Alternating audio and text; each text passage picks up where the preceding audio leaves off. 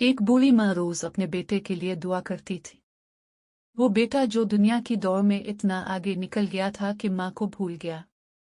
ना जुमा का पत्ता, ना नमाज का होश। माँ बस दरवाजे की तरफ देखती रहती, शायद आज वो आए। एक दिन माँ बहुत बीमार हो गई। महल्ले के लोग बेटे को फोन करते रहे, मगर वो मसरूफ था। मीटिंग है, बाद में आता हूँ, इसने कहा। जब वो आखिरकार आया तो माँ का जश्न खाकी सामने था। एक पर्ची इसके हाथ में दबी हुई थी। बेटा, एक बार आकर मुझे सजदे में देखना, शायद तेरी नमाजें भी लूट आएं। बेटा वहीं गिर गया।